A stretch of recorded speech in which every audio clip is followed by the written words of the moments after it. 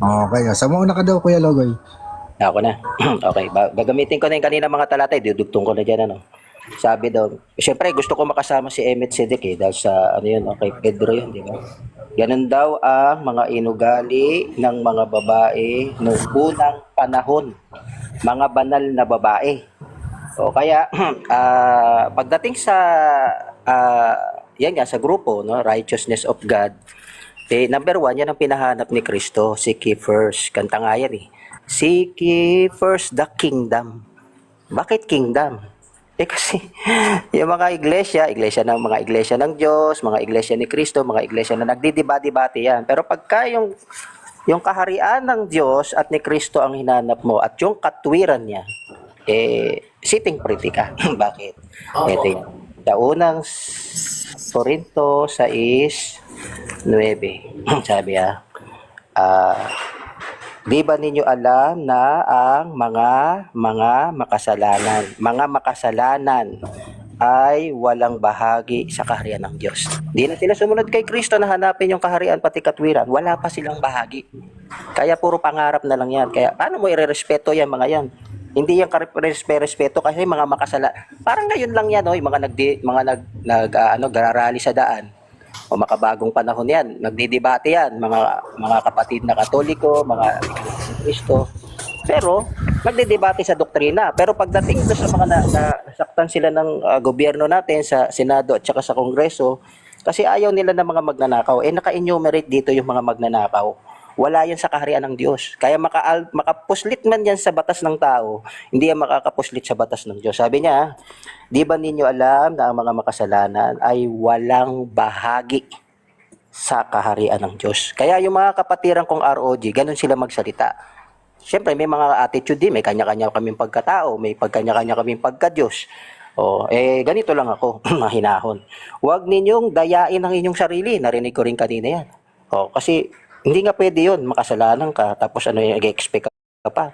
Mag-expect ka pa, respetuhin ka. Di ba? Ikaw ba, re-respete? Although, nire-respeto nga yun, yung mga namamabatas natin ng mga magnanakaw, nag-i-insert ng mga kung ano-ano, sinasaluduan ng mga pati mga sundalo. Pero ngayon, disgruntled, no? Very, napaka low moral. No? Demoralize ang Pilipinas dahil sa nangyari yan. Kaya karamihan yan sa 500 taon na Kristiyanong bansa tayo. Yan ang mga napala natin sa pagiging makasalanan. Sabi Kaya nga sa card pa lang ng mga bata, maka-Diyos, makabayan, makatao, lahat. Tapos ang minaster, makasalanan. Ang sabi ni San Pablo, di ba ninyo alam na ang mga makasalanan ay walang bahagi sa kaharian ng Diyos? Irerespeto mo yan? Di mo irerespeto yan. Huwag ninyong dayain ang inyong sarili. Tandang-tandanda. Ang mga nakikiapid. Sumasamba sa Diyos-Diyosan. Nangangalunya. Nakikiapid sa kapwa lalaki o kapwa babae. Verse 10. Ang mga magnanakaw, respeto mo yan? Nakita ka ba nagrespeto kahit mga Katoliko, mga kaparian? Nandoon sa daan. Diba? Mga madre, lahat, mga artista, mga may pangalan, mga sikat, mga iglesia ni Kristo, nandoon lahat nagrarally. Walang gusto na ninanakawan siya. Masama ang loob ng Pilipino, sambayang. Irerespeto mo ba yung mga Kristiyano na yan? Pinakamaganda ro, wala naman silang bahagi sa kaharian. Ang mga magnanakaw, masasakim, mapaglasing, mapanlait, magdaraya. Ang ganyang mga tao pala tong mga makasalanan na to. Magpasalamat tayo, merong ROG ngayon na nagpapaliwanag ng aral ni Kristo. Aral ba ni Kristo yan na maging banal? Ang ganyang mga tao ay walang bahagi sa kaharian ng Diyos. Di klaro pa natin. Bigyan natin mas maganda-ganda mga verse. Siyempre, mahal pa rin natin yan kahit sabihin natin kaaway natin. Hindi natin nire-respeto pero minamahal natin ang kaaway. Bakit ganun? Sabi niya, alam ninyo na walang bahagi sa kaharian ni Kristo. Tanong sabihin mo pa, Jesus-centered ako, si Kristo nagligtas sa akin. Hindi, wala ka naman sa kaharian niya. Nandun ka lang sa simbahan mo. Di ba? Alam ninyo na walang bahagi sa kaharian ni Kristo. Pinakamahalaga kaharian ni Kristo at ng Diyos. Sino? Ang taong mapakiapid, mahalay, o mapag-imbot. Nakasaknong, ibig sabihin mahalaga. Sa English yan, PEMDAS.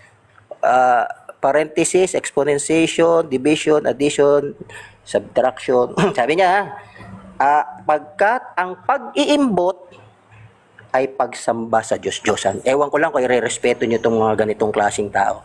Salamat suli sa topic na ito ha. I love you all mga kapatid. Ito ay aralan lang. Salamat.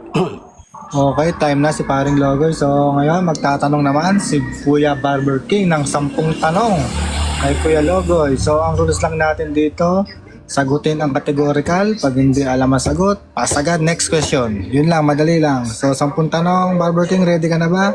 Ikaw ang bumilang ng iyong tanong. Go! Paki-open ang mic, Barber King. Base sa doktrina nyo ng mga ROG na kayo ay mga Diyos or may kalikasan ng Diyos, tanong ko lang, kaya nyo rin ba makapagbigay ng walang hanggang buhay? Yes or no? Yes. Okay. Next question. So kung kaya nyong makakapagbigay ng walang hanggang buhay katulad ni Jesucristo, kaya nyo rin bang mapako sa krus katulad ni Jesucristo? Yes or no? Yes. Wow, amazing. Okay, sa talata na binasa mo sa pagkakatanda ko, 1 John 1:10 na kung ang sino man ay nagsasabi na siya ay hindi nagkakasala ay dinadaya niya ang Diyos at ang katwiran ay wala sa kanya at ang katotohanan ay wala sa kanya. Kung gayon, kung sinasabi mong hindi ka nagkasala, alimbaga ang dinadaya mo, ang sarili mo ba o ang Diyos? Categorical answer. Wala. Sabi dun sa talata, kung sinasabi ni Numan na siya hindi nagkakasala, ay dinadaya niya ang Diyos. So malinaw doon na kapag ang sino man ay nagsasalita na siya hindi na nagkakasala, ay dinadaya niya daw ang Diyos. Yung ba ay totoo? Yes or no? Yes, totoo. Okay, kung gano'n, dinadaya mo ang Diyos. Sabi doon sa talata kasi sinasabi mong hindi kayo nagkakasala. Agree ka ba doon? Yes or no? Yes. Okay, agree daw siya. Na okay, malinaw naman po. Agree siya. Dinadaya nila ang Diyos. Okay. Pang ilang tanong ko na ba to? Pang 8 o pang 7? Okay, pang 7. Kung naniniwala kayo yung mga Diyos, kung gayoy, naniniwala rin ba kayo na nasa langit na kayo? Yes. Okay. Okay, pang 8 tanong. Kung nasa langit na kayo, anong pakiramdam ng nasa langit, kapatid? Pakiramdam masarap. Masaya. Masaya. Okay. Right? Okay. Kung sinasabi mong masarap sa langit, ang langit nyo ay itong mundo. Kung gayoy, magkaiba kayo ng langit ng tunay na Diyos. Yes or no? Depende sa Diyos mo. Sa Diyos ko, iba eh. Sapagkat nasusulat, ang kaharian ng Diyos ay nasa langit, hindi dito sa lupa. Ito'y tungtungan ng kanyang mga paa. Kung gayoy pala, ang langit nyo ay tungtungan lamang ng paa ng Diyos. Agree ka ba doon? Yes or no? Yes. So, kayo ay mga tungtungan ng Diyos. Kumbaga, stepping stone, mga banal-banalan, parang ganon. Agree ka ba doon? Opinion mo yan eh. Yes ako. Okay, yes. Okay, okay na. Sino na maglalatag? Ayun, so tapos na magtanong si Kuya Barber. So ngayon naman ay si Kuya Barber ang titindig sa loob ng 5 minuto. Barber King, 5 minutes. Go. So sa amin, ang aming pananampalatayang mga born again, kami ay nananampalataya na si Jesus ay tunay na Diyos. Ang Holy Spirit ay tunay na Diyos sapagkat sa pasimula, siya ay co-creator ng Ama. At ang Ama ay tunay na dakila at pinatotohanan ni Jesucristo na sabi niya na higit na mas dakila ang Ama kaysa sa akin. Sila sa aming pananampalataya, one God, one being with 3 person. Okay. Pag sinabi mong being, tumutukoy ito sa nature mo. Halimbawa,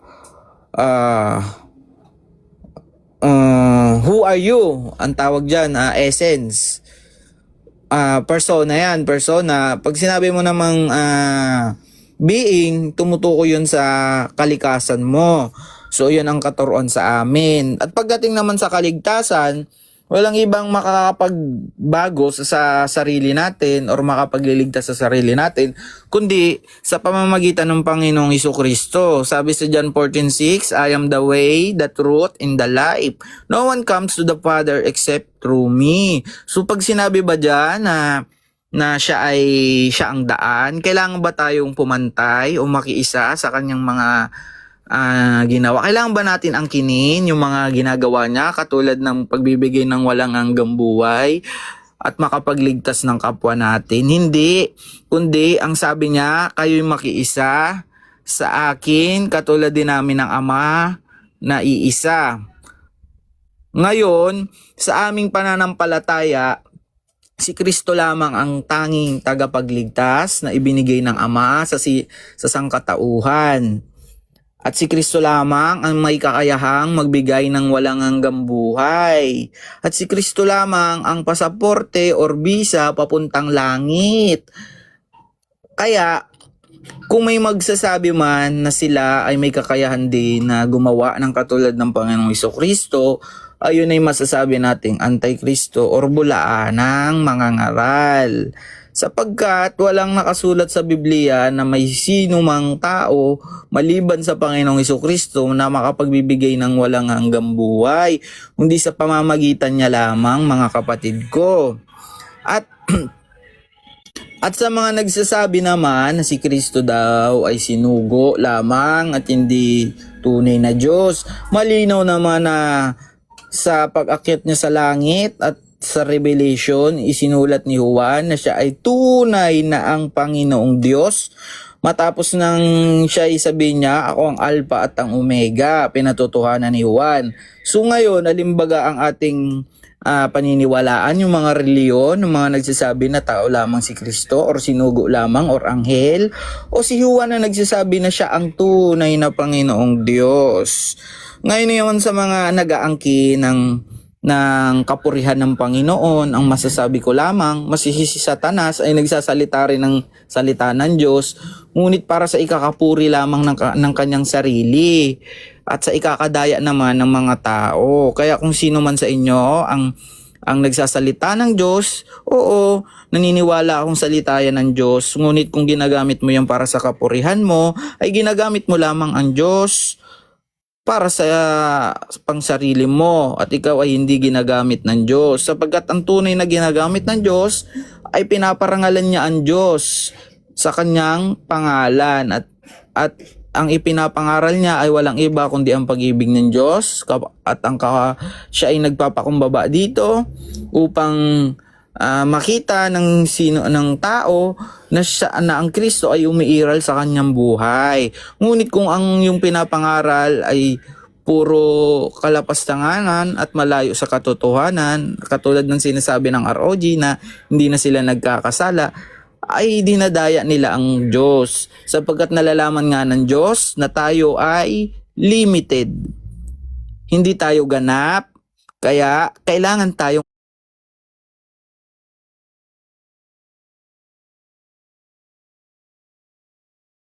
ayusin.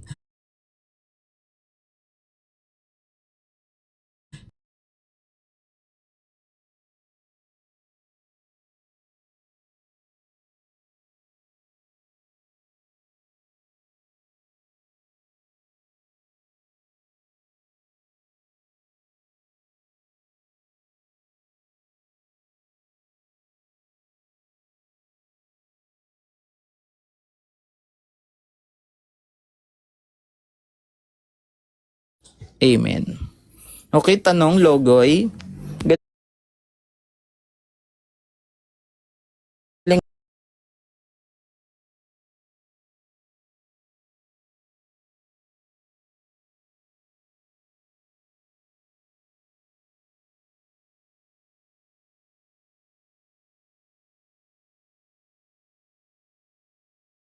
Siya. Hindi, magtanong ka lang, kapatid. Bawal ka magpaliwanag. Tatanungin, walang verse. Sabi Pwede natin, mag-premise, usap tayo, may verse eh. Okay, sige. May talata eh. Ang sino mang nananalig sa anak ng Diyos, ay nawala tuloy ako.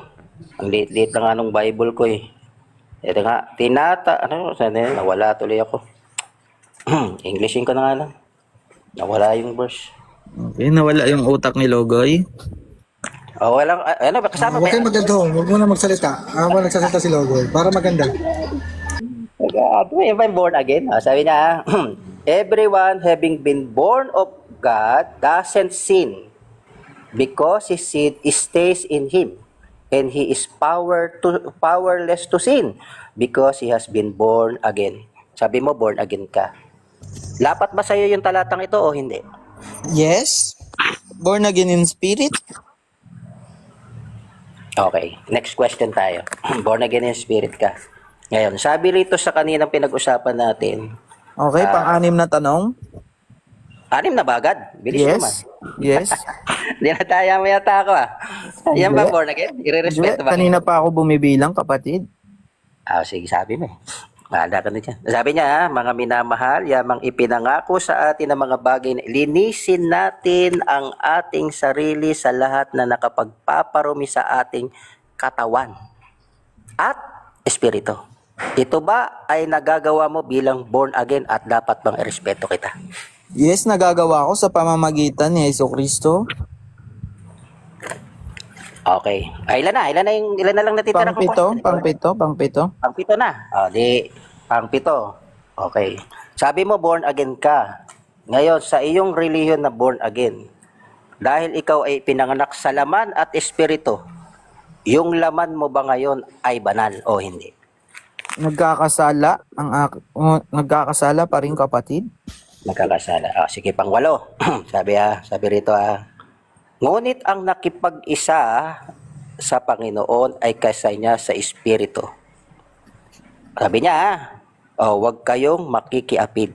Sa alinmang ibang kasalanan na ginagawa ng tao, iba ang napipinsala. Ngunit sa pakikiapid, sariling katawan ang kanyang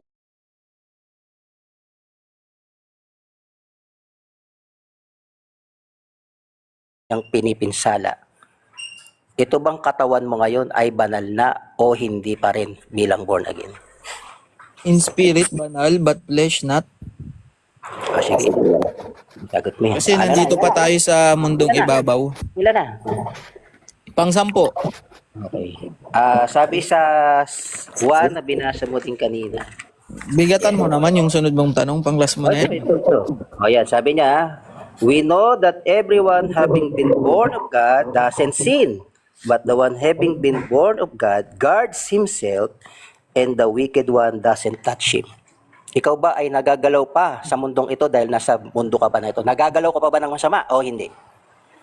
Yes, masking si Pablo ay inamin na nagkasala rin siya sapagkat na siya ay nasa flesh pa at ang ginagawa ng kanyang flesh kahit ayaw niya ay nangyayari at ang gusto niyang gawin ay yun ang hindi nangyayari. Sabi mismo ni Pablo, sapagkat si Pablo ay hindi hipokrito katulad ng mga ROG. Okay. Sabi niya, din pa rin, sabi niya, everyone having been... Okay, pang-11 na yan, kapatid. Sige, tapos na ako na. Ano nang next natin, Goyorista? Okay, maglatag ka rin ang para sa'yo. Okay, ganito. So, maglalatag si Logoy uli ng 5 minuto. Pero paalala ko lang sa inyo, kaya wala tayong oras sa tanong para tapusin yung tanong. Huwag yung sasapawan. Okay. Tapos sa pagsagot, tapusin ang sagot. Huwag sasapawan. Kaya walang oras yung tanungan. Di ba? Okay, so Logoy, sige 5 minuto, maglatag ka na. Thank you. Daanan ko lang yung mga sinagot ko sa kanya kasi para malinaw sa mga nakikinig kung ano yung langit para sa ROD yan.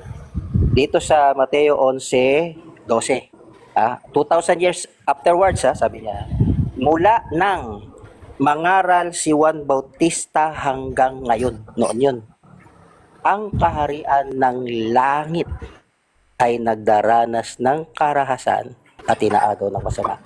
Yung kaharian na kaya pinapahanap yung kaharian ng langit, talagang inaagaw, naaabot Englishin natin para sa mga nakikinig.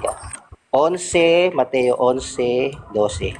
And pag magaling ka sa project management, marami yung simula, katapusan. Sabi niya, from the days of John the Baptizer until now, the kingdom of the heavens is violated.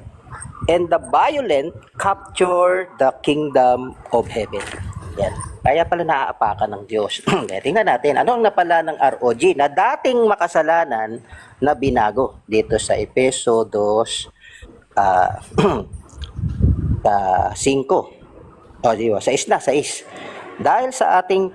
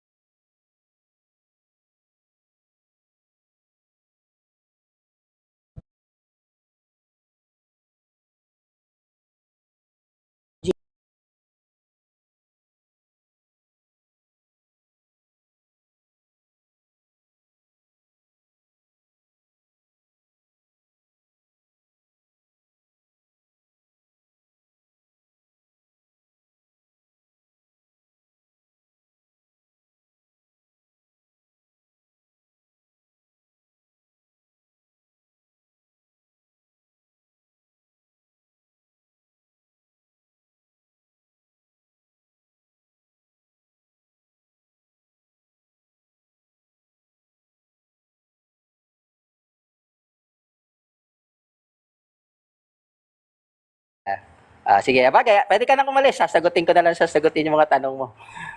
Sabi niya, pagka binuo mo yung konteksto sa taas niyan, bakit ba nung una sa unang 1, sinungaling daw, yung hindi talaga naman baka mas makasalanan kami sa lahat ng makasalanan eh.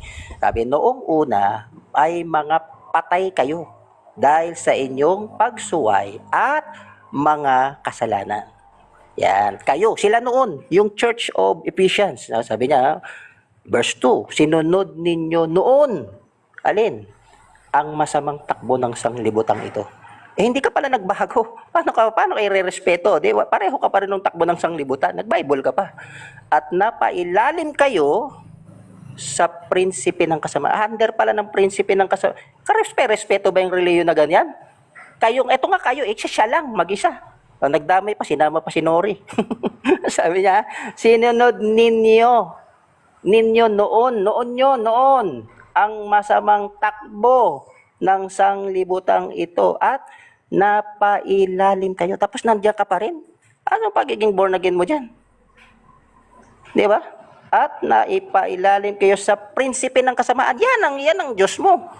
Prinsipe ng kasamaan. Ang espiritu. Kaya nga pinagpasuri yung mga espiritu. Hindi mo alam yung prinsipe ng kasamaan, espiritong naghahari sa mga taong suwail. Suwail ka pa din. Kasi patay ka pa din sa mga kasalanan. 3, dati ha? Tayo kasama yung writer. Kami, kabilang sa mga ito. Namuhay ayon sa lampitan ng laman. At sinunod ang masamang hilig ng katawan. Kasama yung katawan sa pagkakasala. Hindi mo nga maano yung espiritu mo. Hindi mo nga kaya i-define, i-describe yung kaluluwa mo eh. Yung katawan muna, mag-usap tayo sa katawan. Tapos sasabihin, born again ka? Respeto ba yan? Hindi ko i-respeto yan. Di ba? At sinunod ang masamang hilig. Hilig mo ay layaw ng katawan at pag-iisip. Kaya sa ating likas na kalagayan, David, hinaan mo nga yan, David.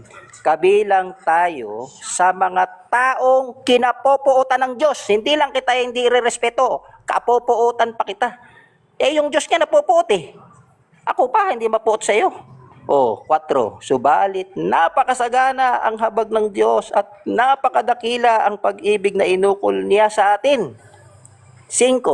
Tayo ay binuhay niya kay Kristo. Ibang Kristo natutunan nito. Iba. Diba?